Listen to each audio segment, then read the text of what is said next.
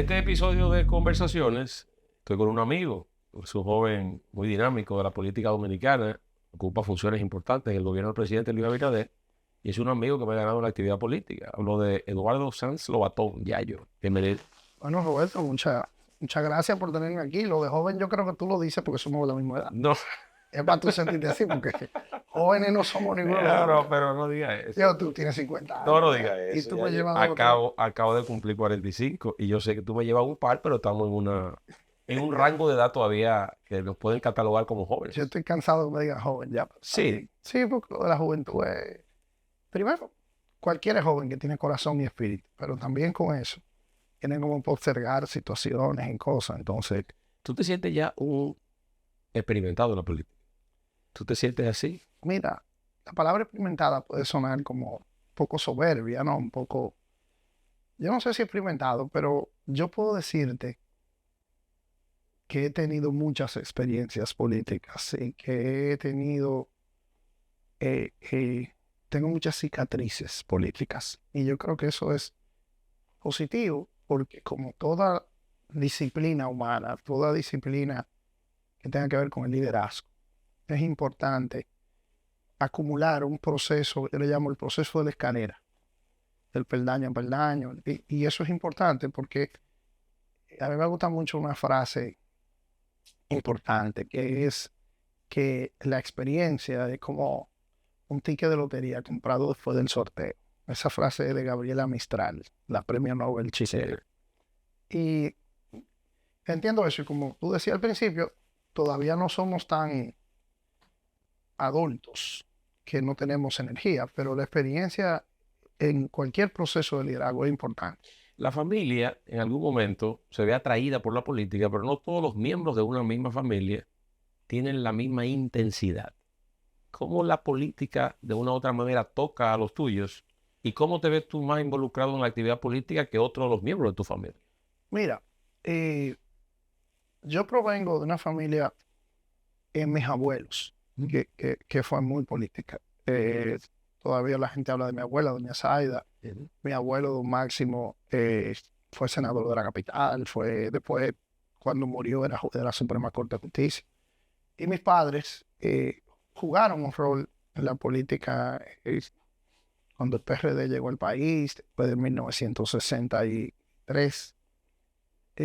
Pero de toda la descendencia de mi familia, de mis abuelos, el único que ha asumido la actividad política como una ocupación importante en su vida he sido yo. Y ¿Y eso se debe a qué? mira, A diferencia de otros miembros de tu familia, por eso hago... yo creo que la cercanía con mi abuela en específico, y con mi madre y mi padre, y ellos, yo crecí, yo recuerdo que yo veía a Peña Gómez entrando por la sala de mi casa, yo veía a Salvador Jane Blanco, a Toy de Kansas, todo aquel liderazgo en ese momento, era el principio de los 80, eran los más importantes líderes del país en ese momento. ¿Qué hace clic tú con esa gente? Bueno, yo lo que digo es, yo recuerdo que los sábados de la mañana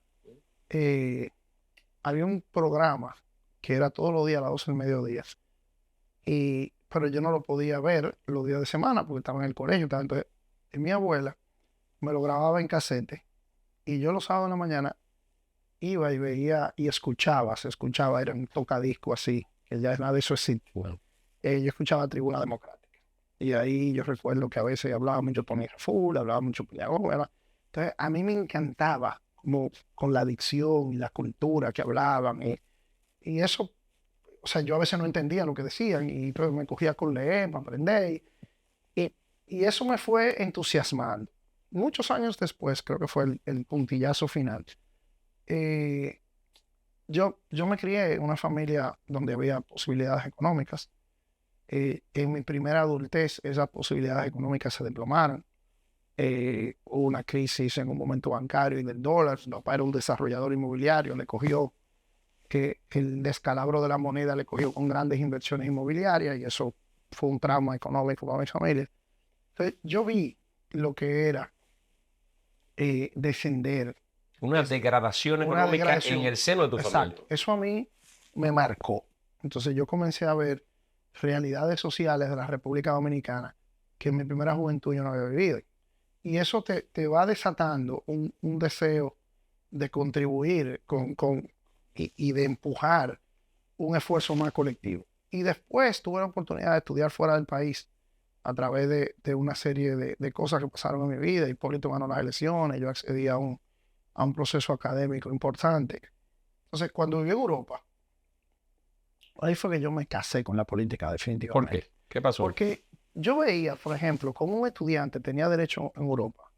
Tan impresionante. O sea, yo recuerdo que yo me montaba los fines de semana en un autobús y salíamos de donde yo vivía y atravesábamos Europa 20 horas y nadie me cobraba un centavo. Hubo una vez que inventando, tú sabes que nosotros los dominicanos, y yo en particular soy bastante inquieto, y me cogió con aprender aquí a los 20 y pico de No años. me ¿Verdad? digas. Sí, sí. Pero ¿y te diste bueno ahí? Bueno, me rompí un pie. Bueno, Ya tú podrás entender lo bien que me fue.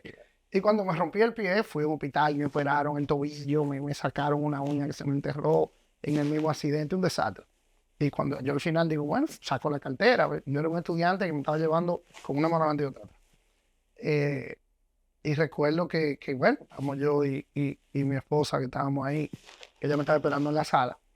Y yo recuerdo que Tericha me dice, óyeme, pero que yo puse el seguro, pero me dicen que no hay que pagar nada. No había que pagar nada porque yo era un estudiante. Entonces, cosas como esa, también el tema de que yo recuerdo cosas tan simples, estoy hablando aquí en voz alta, que todos los restaurantes, no importa lo lujoso que fueran y lo caro que fueran, tenían que tener un menú económico. Y eso venía de la ideología del Partido Socialista Francés, ahí era que yo vivía, de que todo el mundo tenía que tener derecho a un estilo de vida parecido. Entonces, tú te querías ir a Maxim's, por ejemplo, tú querías ir, que eran restaurantes, ya tú lo sabes, podía hacer, pero tenía una base que te garantizara. que te garantizara que tú podías consumir en ese restaurante con poco dinero. Y había que dejarte entrar y había que venderte el menú económico. Entonces, tú comienzas a ver cómo ese estado de bienestar europeo que surge después de la Segunda Guerra Mundial, que garantiza seguridad social, que garantiza seguro médico, que garantiza acceso a estudios, evidentemente, hace que tú vas formando una ideología con todo lo que has leído, con todo lo que has entendido. Y cuando regreso aquí al país, que ya soy abogado, con una maestría, que tengo, comencé a trabajar primero en el gobierno, después en el sector privado, me va muy bien. Pero ahí se va forjando en mí un deseo de que la República Dominicana pueda tener este impulso de manera horizontal, pueda tener este impulso de manera equitativa. Porque, como decía John F. Kennedy, las sociedades que no defienden a sus muchos pobres no pueden proteger a sus pocos ricos. Y en toda Latinoamérica hay un fenómeno donde la desigualdad comienza a pasar factura de una manera determinante. Lo que ha pasado en Venezuela, lo que ha pasado en Ecuador, lo que ha pasado en Bolivia, lo que de algún modo menos dramático, pero también en Brasil, lo que ha pasado, inclusive Chile, que era siempre el gran referente el oasis. Fíjate como por una protesta de un autobús terminan en manos de una reforma constitucional que no prospera y ahora el presidente Boric, que viene de una izquierda radical, que se ha moderado bastante en el gobierno, pero definitivamente por primera vez Chile está viviendo situaciones de ingobernabilidad. Sí. Lo que está pasando en Colombia con Petro, que presenta una serie de incertidumbres. Entonces tú te vas por toda Latinoamérica, por no mencionarte lo de Nicaragua, porque ya eso es una dictadura. Perú también, con mucha inestabilidad política. Claro, con Perú, un presidente que lo eligen, que la vicepresidenta le da un golpe de Estado, que la policía. O sea, tú comienzas a ver en Latinoamérica cómo la desigualdad cobra un precio terrible. Y honestamente, yo soy de los que creo que en toda Latinoamérica tenemos las condiciones económicas y el desarrollo económico suficiente para evitar esas tragedias. Juan Bosch decía en uno de sus libros que a mí más me gusta, que es Clases Sociales en la República Dominicana, donde él y Crisis de la Democracia, en esos dos libros son muy puntuales. Y yo creo que describen la realidad dominicana. Porque él decía que a nosotros nos llegó el capitalismo. O sea, que a nosotros nos llegó la democracia primero que el capitalismo. Y que la democracia es el sistema político del capitalismo. Entonces, sin capitalismo desarrollado, la democracia no era real. No era funcional. No era funcional. Y por eso él, aquella tesis de dictadura con respaldo popular. Entonces, yo que he sido un estudioso de cómo Juan Bosch describía la realidad social, y yo pienso en Latinoamérica, aquí hay el desarrollo económico. O sea, tú te pones a ver, tú vas por cualquier... Yo recuerdo que yo iba a Caracas mucho en los años, principios de la década de los 2000. que todavía Chávez no se había afianzado como luego lo hizo. Y Venezuela era un país inmensamente rico. O sea, yo recuerdo que tú ibas a Caracas y Miami era la parte de atrás de Caracas. Yo digo eso y la gente no me lo cree. Sobre todo los años 80, 90. Sí, o sea, Del 70 a la fecha. llegó un momento de que yo recuerdo haber ido a Caracas y decir, pero yo prefiero venir a Caracas aquí a Miami.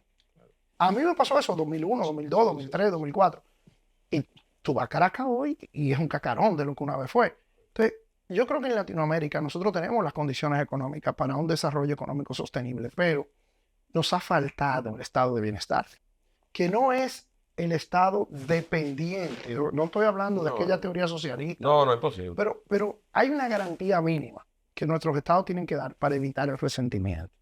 Porque cuando la política, o sea, cuando la ambición de algunos demagogos, que siempre andan muy cerca de eso, se junta con el resentimiento justo de una población, entonces vienen esos descalabros. Entonces yo creo que esa experiencia de mi vida intrafamiliar, que eso sube y baja, me generaron una conciencia de la desigualdad importante.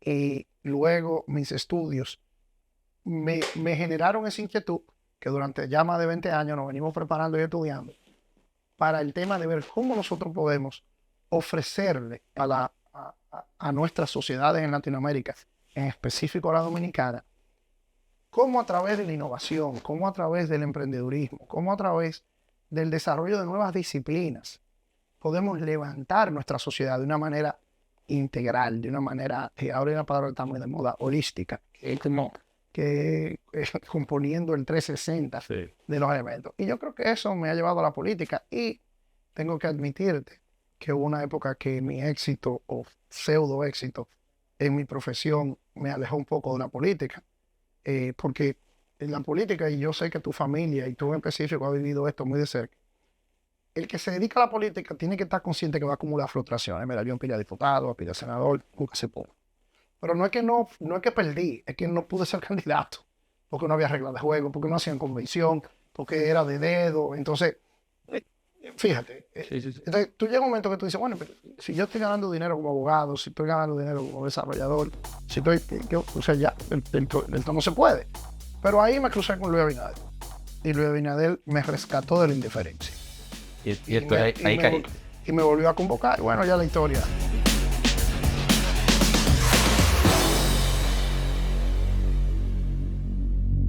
Yayo, tú desarrollaste luego vínculos personales con muchos líderes. Y uno de esos vínculos que más se proyectó desde el punto de vista del medio de comunicación y demás fue con el licenciado Atuey de Camps. ¿Cómo se da ese clic con Atuey y cómo desarrollas tus primeros tiempos en política con él? ¿Cómo era esa dinámica ordinaria con Atuey? En una de esas veces que yo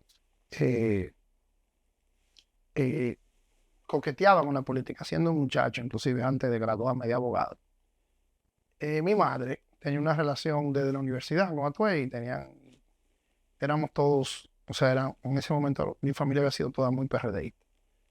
Y yo, leyendo de política, hablando de política, un día me dice, mira, vamos a llevarte, te voy a llevar a casa un amigo mío, y me lleva a casa. Y le dice a Atuey, mira, este tiguerito le gustaba la política, mira, le gustó a su mujer. Y Atuey lo primero que hizo, eso tiene que haber sido finales de los 80, principios de los 90, yo no me acuerdo, yo nací en el 77, bueno, ¿qué te digo? Yo pudiera tener 15 años, 16 años, no me acuerdo. Yo recuerdo que lo primero que hizo fue regalarme un libro. Y eso me retó y me dijo, léete ese libro y cuando yo te vuelva a ver, yo quiero que tú me lo comentes. A ver si tú tienes madera de político. Hacer política no es andar de en político. Hay que pensar para hacer política. Esa enseñanza se lo agradezco hasta el sol de hoy. Sí.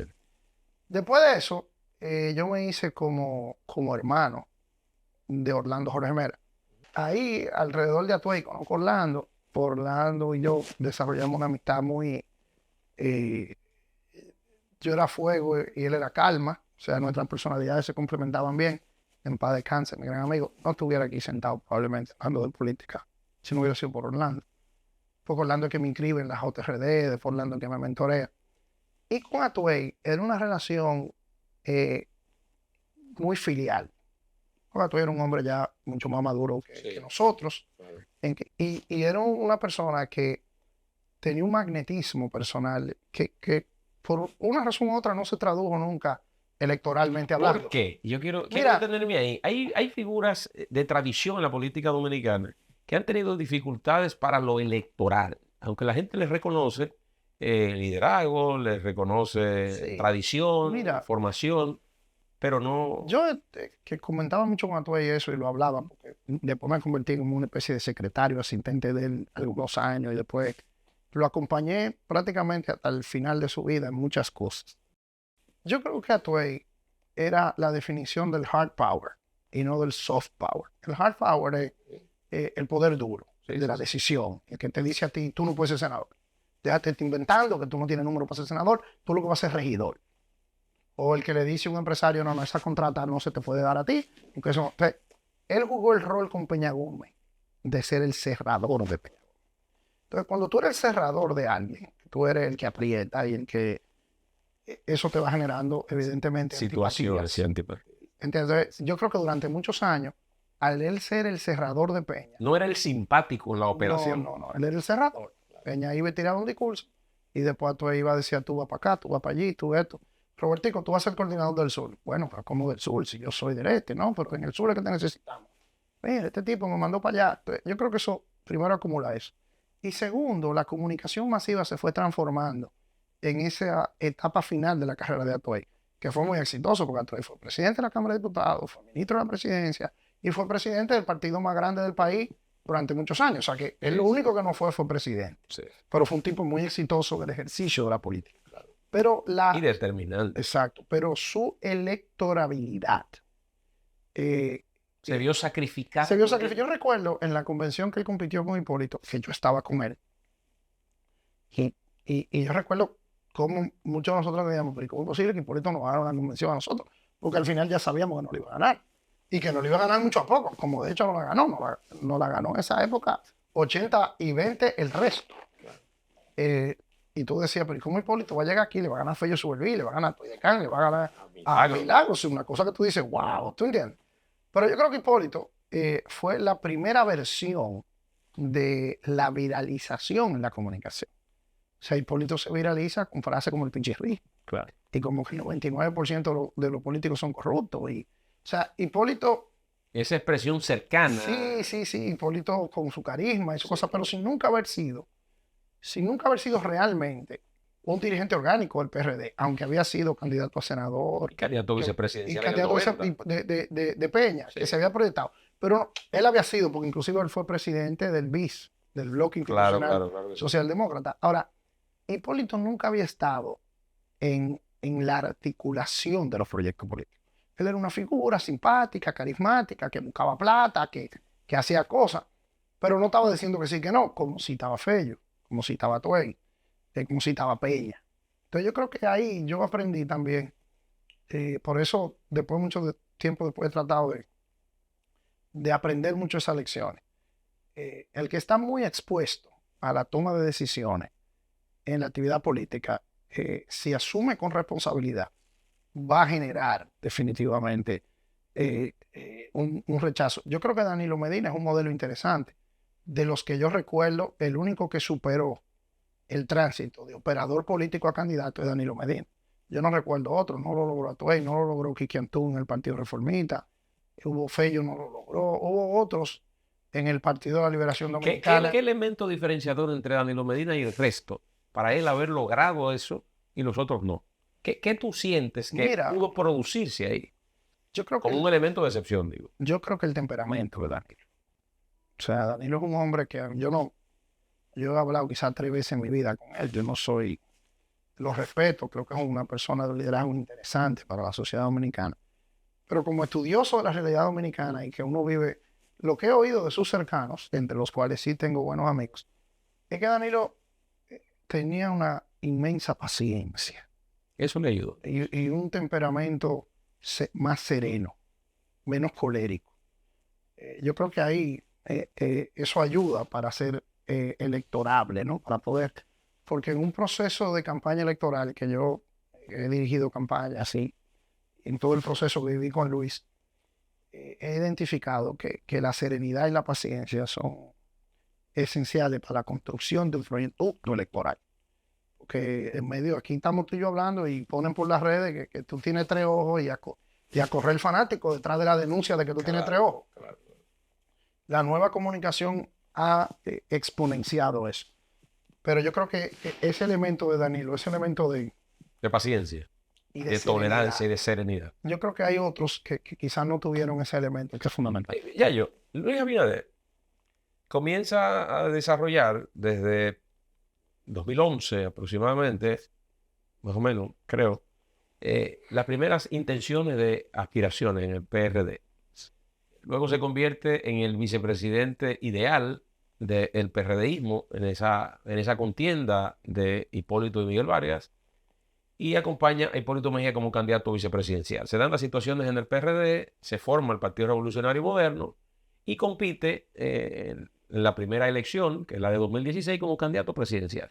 Ahora, ese proceso de construcción de la imagen de Luis Abinader, hijo de José Rafael Abinader, un hombre vinculado también a los negocios y a la actividad política, llega sin muchas perspectivas de éxito. Esa transformación de no vislumbrarse en una figura con perspectiva de éxito, a ir caminando, ir avanzando, convirtiéndose entonces a su vez en opción de poder, ganando el poder por vez primera en el 2020, repitiéndolo ahora. Ese proceso de construcción, ¿cómo se produjo, cómo se dio de ir de 0 a 100? Mira, la primera vez que Luis Abinader me habló a mí de él como presidente de la República, yo recuerdo fue en el año 2007. Y yo lo recuerdo porque ese año en específico fue muy importante para mí profesionalmente porque tuvimos una muy buena oportunidad que llevé a cabo profesionalmente, económicamente inclusive. Entonces yo siempre recuerdo esa fecha del 2007 porque firmé un contrato importante 2007. en mayo del 2007. El PRD se preparaba con Miguel Vargas como candidato presidencial para las elecciones del 2008. Al 2008. Y yo estaba para combatir la reelección de Leonel Fernández. Y yo estaba trabajando con Miguel Vargas. Okay. Yo en ese momento y Miguel concentraba una mayoría importante en el partido y competía con Milagros Ortiz Bosch, y ahí estaba Luis en la corriente mayoritaria, que Luis ya estaba con Milagros en contra de Miguel. Y ahí se dio el 80-20. Sí, todavía Hipólito, no, acuérdate que la reforma constitucional que rehabilita Hipólito del 2009, 2010. Sí. Yo había conocido a Luis por su papá, primero como abogado. Yo había trabajado, yo me desarrollé profesionalmente en la industria del turismo, como abogado de hoteles y abogado de inversionistas extranjeros. Entonces, el papá de Luis tenía hoteles y bueno, por la historia del PRD, su papá y mi papá eran amigos y yo me hago muy amigo de José Rafael Abinader. Y ahí entonces conozco al hijo, conozco a Raquel Arbaje de una manera muy jocosa en una convención del PRD que yo llego y está esta señora ahí sentada y lo primero que yo le pregunto, digo, un placer. Hacemos el cuento los dos con mucha jocosidad y ella, sí, yo soy la señora de Abinader. Yo no conozco a Luis todavía. Y yo veo a esta señora Abinader, una antiguerita que más o menos parece mi edad y digo, wow, pero como que no me cuadran estos números. Claro. Pero no sabía que era de Luis. No, porque ella me dice la señora de Abinader y yo como que a Luis no lo tenía en el radar, ¿no? Lógico. Nos pasamos el día entero en una convención del partido interna. Yo era el presidente de la mesa, ella era la secretaria general de la mesa. Nos pasamos el día entero y yo. Y cuando dan las 7 de la noche, 8 de la noche, que estamos contando los votos, fue un plebiscito que se hizo creo que en el año 2002, del tema de la reelección, no reelección de Hipólito. Entonces, te acordé mucho debate. Claro. Había una parte del partido que no quería la reelección. Sí. Y llega Luis a buscar a su señora. Llega y ahí, Luis Abinader. Y yo, pues mira, ok, ahora entendí, porque, ¿verdad? Claro. Entonces ahí nos conocemos, etcétera. Él aspira a senador en el año 2006. No Luis, puede ejercerlo porque le entregan la candidatura a Víctor Gómez. A Víctor Gómez Berger. Pero bueno, en ese mismo ejercicio de él, de aspirando a senador y todo, algún tema. En el 2007 él me invita y recuerdo que yo fui a esa cena con quien era mi socio en ese momento, Jorge, y mi gran amigo, mi hermano y compadre, Jorge Amado Méndez. Y él va con Tony Peñaguaba, que lo está ayudando a armar su proyecto político en ese momento. Y él me dice ahí, a presidente. Y yo recuerdo que yo medio me río. Le digo, pues, tú estás relajando conmigo, ¿eh? ¿Cómo tú aspiras? ¿Presidente de dónde? ¿Presidente de qué? Le digo yo, no, yo voy a ser presidente de la República Dominicana. Y yo, bueno, si vamos a relajar, brindamos un trago, entonces, ¿qué vamos a hacer nosotros aquí? ¿Fue presidente de qué, mi hermano? Si Miguel Valga. Y él me dice, bueno, pero yo voy a comenzar la construcción de mi proyecto, yo voy a apoyar al que gane la convención del partido, yo no voy a aspirar ahora, pero yo voy a comenzar porque yo tengo una... Y comienza a hablarme, y comienza a decirme y me comienza a hablar de su historia de vida, de que él es economista, que ha hecho una maestría en Harvard, que tenía... Y la de que yo recuerdo como ahora, inclusive yo lo escribí eso en un artículo que espero convertir en libro algún día, de que yo hablando con él, nunca se me olvida que yo decía, este tipo está loco, pero este tipo tiene velocidad en la bola. Porque yo decía, él no va a ser presidente ahora, pero este tipo me está hablando cosas interesantes y tenía ya unas ideas de una serie de cosas. Y yo recuerdo que le dije esa noche, mira, yo no te voy a apoyar, que yo tengo Miguel, pero tú mereces que te ayude. Porque qué bonito que tú, un tipo, con las condiciones que tú tienes, con tu condición económica, oye lo que tú estás pensando, echate toda esta vaina en contra. Yo voy a ver de qué manera te empujo. Porque yo recuerdo que le dije eso. Entonces ahí, bueno, lo de familia, eso, se generó una amistad muy bonita. Y te doy para adelante 6 o 7 años. Yo recuerdo que yo lo voy a ver ya nos hicimos muy amigos y yo colaboré con él de diferentes formas a un sujeto presidencial. Y cuando vamos a la convención del 2011, perdemos las elecciones del 2008, perdemos las elecciones del 2010 de diferentes formas. Yo fui el jefe de campaña del 2010 aquí en la capital.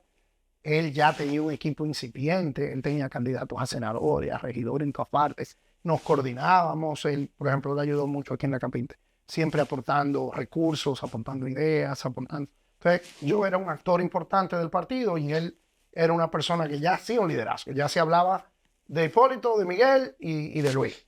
O sea, Luis como la chu, pero ya se hablaba de él. Sí. Y yo recuerdo que en ese 2011 yo voy a verlo y le digo, viejo, vamos a pactar con Miguel, tú tienes que ser candidato vicepresidencial de Miguel. Y él ahí me dijo algo, te lo voy a editar un poco para beneficio de la discrecionalidad de las cosas que uno habla con figuras importantes. Él me dijo, mira, yo no voy a apoyar a Miguel Valga. No te voy a decir lo que me dijo. Y después me dice, y tú te estás desperdiciando ahí. Tú te estás desperdiciando. Este es tu proyecto. Y la verdad es que me lo dijo ya de una manera, ya, bueno, Hipólito ganó la convención, vino la división, Miguel ahí salió con sus primeros ráfagas de lo que yo llamo irracionalidad política, porque cuando Miguel habla de apoyar el PLD, yo digo, no, pues ya aquí se finí, esto no puede ser. Y entonces ahí me recuerdo, entonces ahí cojo con de Luis. Y ahí entonces ya engancho de manera determinante con él. Y yo hablo mucho con un amigo en común que tenemos, que es Samuel Pereira, que ya en esa época hacíamos algunos esfuercitos para recaudar. Sí. Y yo recuerdo que cuando yo llamo, pero Luis, ¿qué? ¿Pero qué? Pero ya, yo respétame, por favor. Pero entonces, ¿Cómo se da ese cambio? ¿Elementos externos van llevando a Luis Abinader al carril? ¿Lo van colocando como una figura potable para alzarse con la presidencia de la República? Yo creo que no controló. Yo creo que no. Por ejemplo, el partido de gobierno en ese momento se divide. No, pero eso es posterior. No, es que tú avanzaste 7 años. No. Yo estoy todavía en el 2012. Ok. Que él es candidato vicepresidencial de Hipólito. Ok. Pero ya ahí, para las actividades del candidato vicepresidencial y para aportarle al mismo Hipólito, okay, nosotros ya hacíamos esfuerzos. Y ya ahí, Luis, cuando Hipólito gana la convención, y Luis es candidato vicepresidencial de Hipólito, yo creo que ahí es que es del ritmo. Allá líder nacional. Okay. Yo creo que antes de eso, él era un político importante, una persona influyente, pero cuando él es vice de Hipólito, yo creo que él ahí... Que ya se inscribe como candidato vicepresidencial, hay un hecho concreto. Ya ahí él, su conocimiento público explota, su exposición, su capacidad de analítica, sus ideas, y el rol que él juega cuando Hipólito pierde, también lo empodera muchísimo. Pero él se queda a medio camino porque esa fórmula electoral no gana en el 12. Sí, pero ahí crece él exponencialmente. Sí, perfecto. Entonces, ahí se convierte en el futuro para muchos de nosotros. Ahí viene entonces la división del partido, y una cantidad importante de decisiones judiciales le dan ganancia de causa a Miguel. Y ahí se forma entonces el PRM a partir de ese momento. Que ese el 14, 15. Finales del 13. Finales del 13, principio del 14. Sí, yo recuerdo porque ahí tengo una anécdota interesantísima. Yo venía de la división del PRD con Atuey, a raíz del problema de Hipólito. Sí. Entonces, cuando nos pasa lo de Miguel, que yo soy uno de los abogados en esa barra de la defensa, estaba Manuel Equia Guerrero, estaba Sigmund Freud, estaba André Lugo, estaba yo, Cristóbal Rodríguez, pasaron muchos abogados, porque siempre que perdían una sentencia apareció un abogado que era que los abogados nos habíamos equivocado. Pero entonces después, cuando íbamos por 36 sentencias en contra, comenzamos a pensar que era que los jueces no había manera de que, no, o sea, todo era al revés de lo que nosotros planteábamos. Todo ese proceso fue muy frustrante. Entonces ahí se produjo un debate intelectual interesantísimo que algún día la historia tendrá que recoger. Comenzaron los Hugo Tolentino Dip, los Ramón Alburquerque, a plantear la idea de la división. Formalmente. Entonces hay que formar otro partido. Entonces ahí había una generación que en un momento se nos llamó los Nini, que por ahí anda una rueda de prensa interesantísima, que estamos un grupo de dirigentes emergentes, que yo era de los más jóvenes, pero era la generación de Orlando, de Guido, de Luis, de Tony, de René, que son esa generación, ¿no? Y entonces ahí ese grupo estaba muy renuente, porque ese grupo pensábamos, aunque yo era como el Benjamín del grupo, el tiguerito del grupo, nosotros pensábamos, bueno, Hipólito y Luis se catarán, pero el PRD estará aquí. Entonces, habíamos un grupo que decíamos, no, pero espérate, fundó un partido. ¿Y cómo le fue a Tuey? ¿Y cómo le fue a Jacobo? Tú venías ya de esa, no, pues de ese evento. Y yo soy, junto con Orlando, junto con Pacheco, junto con un grupo de gente que estábamos ahí, estaba Yané Camilo también, que después se quedó con Miguel, y nosotros decíamos, pero ¿y cómo vamos a fundar un partido? Porque esta gente está loca, ¿ya fundó un partido de qué? No, espérate, a Miguel lo que tenemos que ganarle adentro y quitarle el partido, y los jueces están con él hoy, pero no será así siempre. Y Luis convocó una reunión que fue en la oficina del doctor Emanuel Equia Guerrero, con un grupo. Y Luis dijo ahí que él se iba y que iba a fundar el PRD. Comenzó una discusión donde, si yo hubiera sabido que él iba a ser presidente, realmente no le habló como le hablé ese día. Yo creo que por eso, yo creo que esa es una de las razones por las que no soy ministro todavía. Y la verdad es que tuvimos una discusión amplísima, muy vigorosa. Y al final, yo recuerdo que le dije, mire hermano, nos vamos a fastidiar. Yo se lo dije con Jota. Sí, claro. Pero yo me voy a fastidiar contigo. Porque la verdad es que ya estamos en esto y es mi hermano y sobre la lealtad. Pero yo quiero que tú sepas que nos vamos a fastidiar. Pero yo me voy a fastidiar contigo. Vamos para adelante. Y de ahí salimos en parte a fundar el PRM. Un grupo de gente. Y la verdad es que no nos fastidiamos. Se da el proceso del 16 con una candidatura que logra el 35% no, de pero los es que el proceso del 16 todavía tiene algo que es muy difícil, que fue haberle ganado a Hipólito. Sí, sí. Sin pelear con Hipólito. Sí. No, pero es que eso es más difícil que ganar las elecciones. Oh, hermano, pero tú sabes lo que tuvo un hombre que ha sido presidente. Claro. Que viene de sacar mal contado un 49, 47, 46, lo que haya sacado. En el 2012. Mal contado, en el 2012. De un tipo que él es que fue, o sea, la fundación del PRM sin Hipólito Mejía no se hubiera dado. Yo te estoy diciendo algo, yo estaba del lado de Luis. Es así. Pero es Hipólito el que concentra las fuerzas. Es el ex-presidente. No, y la fuerza fáctica y la recaudación y la capacidad de tranque y el respeto de Danilo y el gobierno. Entonces, este hombre sale y funda un partido. Saca un 47. Y entonces este grupo de muchachos dice que le van a dar una convención al guapo de Gurabo. ¿Cómo fue ese proceso? Todo lo que yo te cuente en poco. Todo lo que yo te cuente en poco. Y ahí yo recuerdo, yo tengo algunos amigos que se lo he dicho. Ahí es que yo hago así. Porque hasta ese momento Luis es mi amigo que aquí es presidente. Y somos amigos por familia, por muchísimas historias y por ya 10, 12 años de trabajo político. Sí. Pero es en ese momento donde él se convierte en mi líder. Ahí es que yo me quito el sombrero de que no, este tipo es Olga Lara. Este tipo es otra cosa. Porque la frialdad, la serenidad que había que tener. El temple para tener eso. Para tú enfrentar eso. Y por un lado, un PLD que no creía en nadie. Y por otro lado, un Hipólito que más que Hipólito. Hipólito es un hombre, primero, es una persona noble y es un hermoso ser humano. Es así. Pero alrededor de esa gente que ha sido presidente y que tiene proyecto de poder, hay un grupo de gente que no entiende que nadie lo puede cuestionar. O sea, cuestionar a Hipólito Mejía en ese momento era una blasfemia. ¿Tú entiendes? Entonces, este tipo maneja ese combate en dos frentes, llevando el tema y administrando a Hipólito al punto de que cuando ganamos la convención en el 15, finales del 15, que Hipólito nos apoya, entonces ya ahí sabemos que ahí yo me sentí que íbamos a hacer gobierno. Yo primero pensé que íbamos a hacer gobierno en el 16, porque acuérdate que el PLD se esboza a dividir Claro. con aquel En el acuerdo 15, de Metro. en el acuerdo Entonces del ahí 15. Luis gana la convención y ahí mismo viene la división del PLD. Nosotros pensábamos como gobierno en el 16. Después ellos se recomponen, salvan el tema 4 años más, pero ya era muy claro. Y ya la convención del 18, donde Luis vuelve y le gana a Hipólito, ya ahí Luis es el líder del partido. O sea, ya después de que Luis gane esa convención del 16, ya Luis es el líder del partido, y yo creo que ya era una cuestión de tiempo.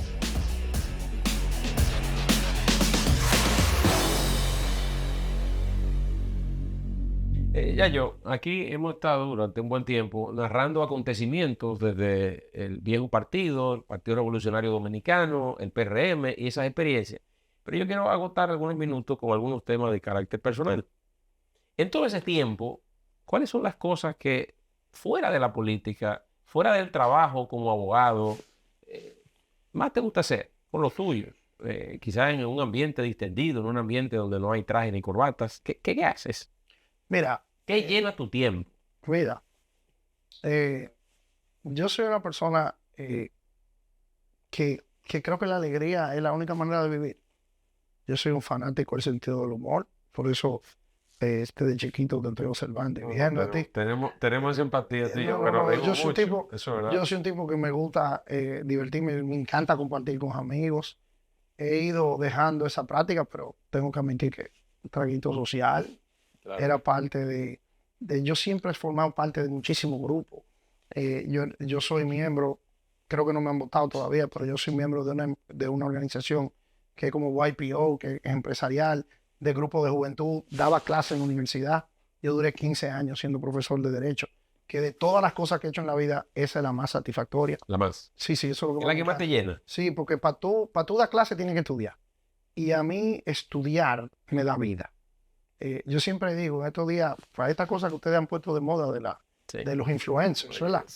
Yo grabé un video en una librería donde yo decía que lo mejor que tienen los libros es que no hay manera de aburrirse si tú lees, porque tú coges a Julio Verne y le das la vuelta al mundo. Eso es así. Tú coges al Conde de Montecristo y te pasa 20 años preso y sale y el mundo trabaja para ti. Exacto. Tú te lees, ¿tú entiendes? Entonces, y te lees El Padrino y aprendes de la mafia italiana. O sea, te transportas. no, la lectura te permite transportarte a muchas etapas y épocas donde tú no tienes, biológicamente no pudiste vivir. No, y te lees 100 años de soledad y ya más nada te parece ridículo el resto de tu vida. Porque una mujer que sube para arriba y se desaparece, y un coronel que dura 150 años. O sea, la lectura es como, a mí, la libertad. O sea, la libertad te da las vidas que tú no pudiste vivir. Entonces, eso siempre fue fundamental. Yo me metí siendo flujo de lectura, siendo círculo de estudio. En muchísimas cosas yo me metía. También, aunque hoy no lo parece, me encantaban los deportes. Sí. Si yo era medio atleta. Ahora estoy volviendo a eso, porque tú y yo tenemos una amiga en común que dice que la gente que está en política no puede ser gordito. Yo siempre le enseño la foto de Winston Churchill, pero estoy perdiendo el argumento. Porque ya Winston Churchill no me está quedando bien. La relación con tus hijos, ¿cómo te involucras con ellos? Mi hijo mayor vive en Japón. Tu hijo mayor vive en Japón. Sí, yo creo que eso le salió como a la mamá fue. Yo no sé qué muchacho. Japón. Estudia economía en Japón. En Japón. Y la verdad que ese tiguerito es un verdugo. Tiene 20, 21 años. Y estudia economía, es un tipo muy circunspecto, muy organizado. Y él y yo siempre hemos tenido una relación muy especial. Mi hija mayor, 19 años, vive también, estudia diseño de moda en Estados Unidos. Tú has entrado en otra etapa de tu vida ya, con tus hijos más grandes. Sí, definitivamente ya esa gente son amigos míos. Tengo otros más chiquitos que están todavía en el fútbol y en la vaina. Inclusive tengo uno prácticamente recién nacido. Y la verdad es que estas etapas de mis 5 hijos, cada uno de ellos es completamente diferente. Y honestamente, yo creo que los que tenemos el privilegio y la bendición de Dios de ser padres, vemos la vida de una manera totalmente diferente. Vemos la vida proyectada a través de esos ojos. Yo cuando voy a un juego de fútbol de Manuel tengo 12 años y me siento 12 años. Por ejemplo, yo soy fanático de Messi por él. Claro. Yo relajaba a mis amigos que me hablaban de que Real Madrid, de Barça. Yo les decía, ustedes son un grupo loco. A mí háblame del Escogido, del Licey, de los Yankees. de Boston, que es Real Madrid del carajo, ¿entiendes? Pero sin embargo, Ya tienes esa conexión por tu... yo te recito cualquier estadística del fútbol de manera, y ya soy un fanático empedernido del fútbol por mis hijos. Claro. Y cada vez que me hablan del Real Madrid me molesto. Porque soy un fanático de Messi. Yayo, te tocó, como a todo hijo, en un momento muy especial, la pérdida de tu padre. La relación con él. ¿Cómo construiste la relación con tu padre a lo largo decirte que mi papá, de los años donde tuviste el privilegio de tenerlo? Mi papá, yo te diría, yo no sé cómo hablar de él. Y yo sé que el tuyo está vivo, y a todos los que tienen a su padre vivo, abrácenlo esta noche, hablen con él. Que a mí no me pasa un día que no me haga falta ese tipo. Mi papá y yo éramos muy diferentes. Mi papá no hablaba, yo no me calla. Mi papá era tímido, yo soy fresco. Mi papá le gustaban los números, a mí me gustan las letras. Distintas personalidades completamente. Sin embargo, teníamos una conexión en dos sentidos, fue muy poderosa. La primera fue el béisbol. O sea, mi papá todos los días veía el juego de pelota. Donde quiera que él tuviera, había que aprenderse aunque sea en una radio, el juego del Escogido. Y cuando era temporada de Grande Liga, el juego de los Yankees. Es una cosa, con eso me podía jugar. Y yo, como para conectarme con él, te recito la estadística del béisbol mejor que la de la aduana. Todavía hoy. Y lo segundo era que mi papá era un hombre profundamente culto. Y mi papá te enseñaba a través de los libros.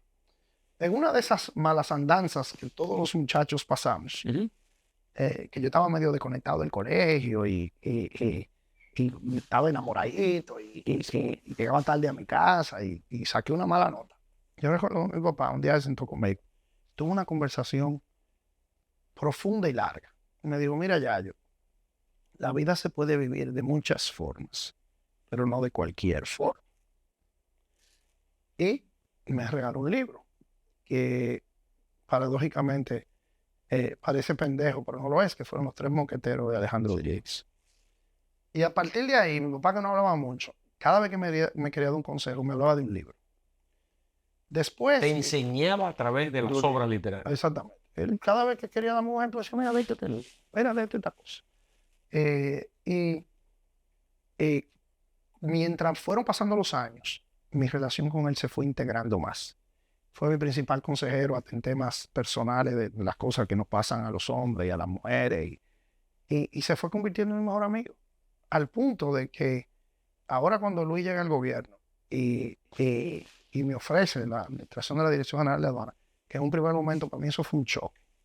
Él fue de las principales personas que me dijo, no, tú tienes que servir, tú tienes que acompañar a tu hijo, tú tienes que... La verdad que todavía hablo de él y me choca, me da cierto apuro, porque él murió hace no mucho tiempo. Mi papá muere en marzo de este año.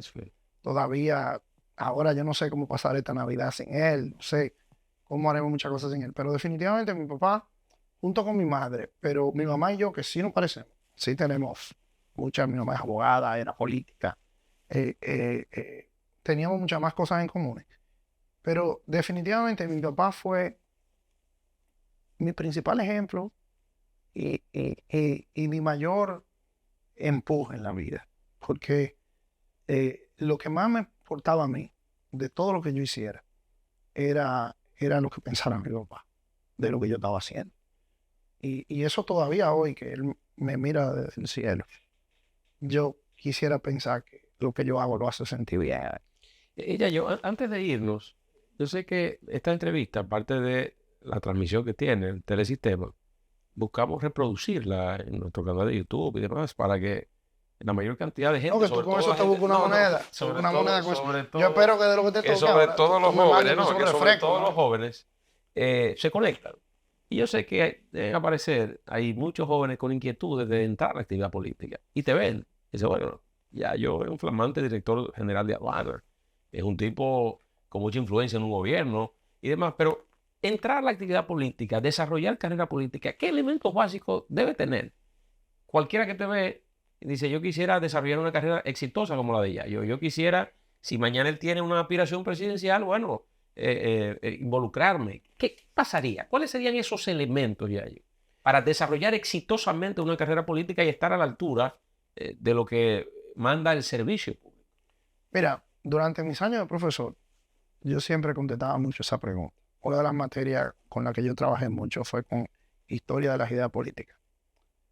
Lo primero es que un joven en un proceso de formación, asociarse a colectividades, a gremios. En la Universidad de Estados Unidos uno oye mucho la palabra fraternity. Ujú. En Europa son más los clubes. Clubes de tenis, clubes de ajedrez. O sea, la asociación colectiva a un joven es muy importante. Le da espíritu de colaboración, es un espíritu colaborativo. Y lo que sea que vayas a desarrollar posteriormente en tu vida, te va a poner en interacción con otros seres humanos. Mientras más rápido tú aprendes a interactuar con seres humanos que no son tu familia, que no son tus amistades, mejor preparado tú estás para lo que sea que la vida te tire enfrente. Entonces yo por eso lo primero que le decía es, comienza a asociarte con cosas que si te gusta el cine, asóciate con quien le guste el cine. Si te gusta la lectura, asóciate con club de lectura. Si te gustan los juegos de computación, que ahora son todo un renglón de entretenimiento, Entonces, pues entonces asóciate con ellos. Si te gusta la bicicleta, pues asóciate con los que hacen ejercicio. Y de ese primer grupo se van a desprender relaciones humanas, experiencias, posteriormente relaciones de negocio que son profundamente enriquecedoras. Ya si tú tienes la vena política, ¿por qué te gusta la política? Bueno, la política no puede gustarte por dinero, ni puede gustarte por sobresalir. Si a ti te gusta la política por dinero o por sobresalir, tú vas a terminar en muy malos pasos en la actividad política. O la actividad política, si se hace para ganar dinero, tú terminas preso o desacreditado. Cualquiera de las cosas son muy malas. no puede verse como un vehículo para la movilidad social y económica. No debe verse así. Porque si tú lo intentas así, te va a tropezar en el camino. Porque la política no deja dinero. La política te puede dejar relaciones humanas, te puede dejar relaciones que si tú después las monetizas, perfecto. Pero en el ejercicio de la política no vas a monetizar. Por lo menos no vas a monetizar haciéndolo bien. Entonces, si tú te gusta la política, pero te gusta más el dinero, entonces métete en clase de La actividad privada debe ser. Exacto. Sí. Y lo del ascenso social también es peligroso. Porque una cosa es que tú quieras ascender socialmente porque descubriste una tesis económica, porque publicaste un libro, bueno, ahí está bien.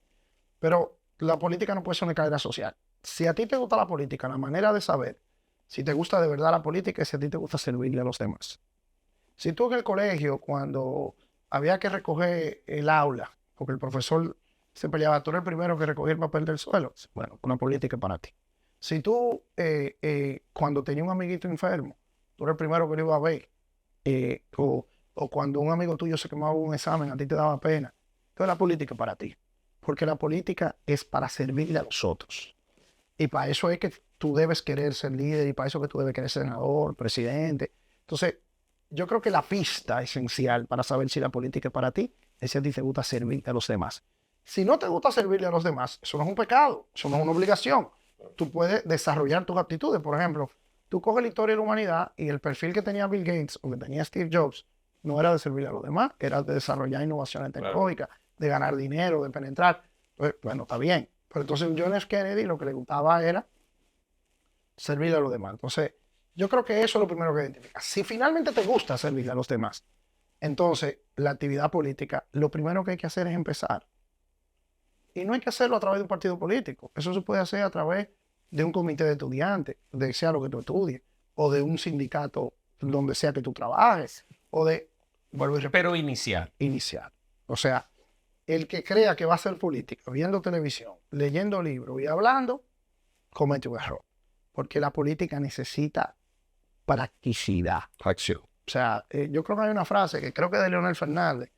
No sé si él la copió de José Martí. Date con eso, pero es que la cabeza en la luna y los pies en la tierra. Sí. O sea, si tú quieres hacer política, tienes que enfrentar situaciones, estar con gente, emprender proyectos y acumular frustraciones. Yo dije el cuento de Luis, de que aspiró a senador y no pudo, después aspiró a presidente y no pudo, tuvo que asumir la vicepresidencia, después aspiró a presidente y perdió, entonces finalmente en otro. Sí. Entonces, yo, con todos los que he compartido estos años de carrera política, y tú eres un ejemplo de eso, tú tuviste un partido, no te dejaron aspirar, después a tu papá lo votaron, te hicieron una vaina, y después ahora en el PRM llegaste, creía que sé yo qué, y todavía no sabemos bien lo que vamos a hacer contigo.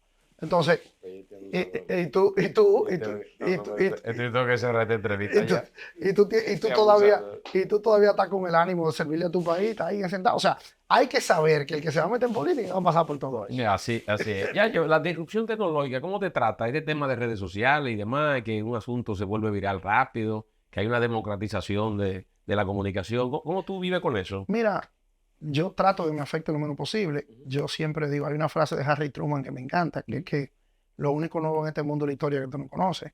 Instagram terminará siendo lo que fue la imprenta de Gutenberg en un momento dado, lo que fue en Internet en otro. O sea, estos procesos tecnológicos no cambian la condición humana. La condición humana sigue siendo la misma. Entonces, lo que tú tienes que adaptar los vehículos que usa la condición humana para transmitirse. Hace 100 años era la radio. Ahora hay las redes sociales, pero al final es la transmisión de la conducta humana. Solamente me has dado posiciones y visiones de presidentes demócratas.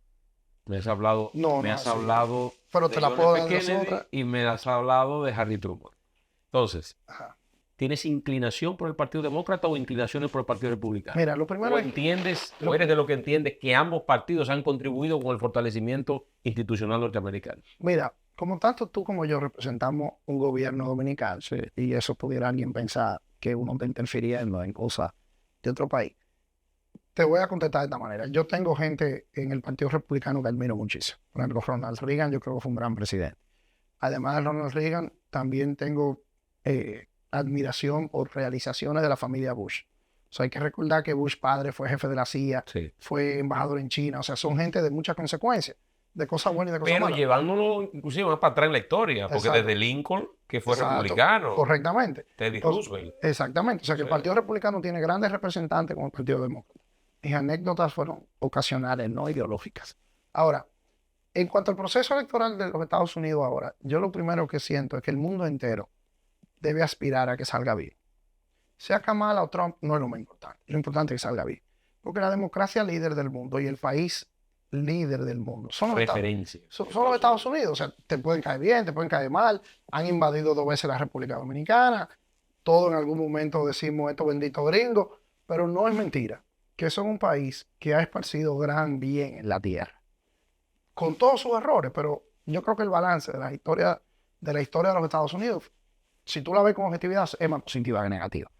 Y yo creo que hoy en día, y así lo veo yo, yo creo que ese balance ahora, si ellos se meten en un tejemaneje como el 6 de enero del 2021 y que no se reconocen la victoria y las cosas, entonces, ¿y cómo nos han mandado observadores a las elecciones de nosotros si ustedes allá no reconocen? Entonces yo creo que lo principal es eso. Ya inclinación, una cosa y la otra, yo la tengo, pero como miembro de un gobierno dominicano, yo no puedo ponerle a Abinader y al canciller a buscarse un problema de que yo dije por quién o por no quién. Porque los dominicanos, y te voy a terminar con esta anécdota, yo hace unos meses, Adriano Espaillat, congresista de los Estados Unidos, pero de origen dominicano, y me invitó al caucus hispano. Y el caucus hispano, que es del Partido Demócrata, congrega todo el liderazgo hispano del Partido Demócrata en los Estados Unidos. Entonces eso incluye congresistas de California, de Nuevo México, de Texas, de Arizona, de Florida, de Nueva York, de Massachusetts, donde hay mexicanos, hondureños, salvadoreños, todos. Y el que presenta a Joe Biden es Adriano Espaillat. O sea, por eso que nosotros, los dirigentes políticos dominicanos, tenemos que tener cuidado con lo que decimos. Porque la influencia dominicana en Nueva York, en New England, en la Florida, todavía no tanto, pero ya un poquito más al centro de Estados Unidos. Tú te vas a Chicago, te vas al centro, y tenemos una influencia ya. Entonces, la comunidad dominicana ha ido creciendo de manera una influencia exponencial. Entonces, por eso yo creo que hay que ser muy cuidadosos, porque cada vez más nosotros estamos en el velado. Yo creo que en algún momento tendremos un norteamericano de origen dominicano en la Casa Blanca. Ya ellos han estado con nosotros en conversaciones. A ustedes les invitamos a un próximo episodio. Gracias.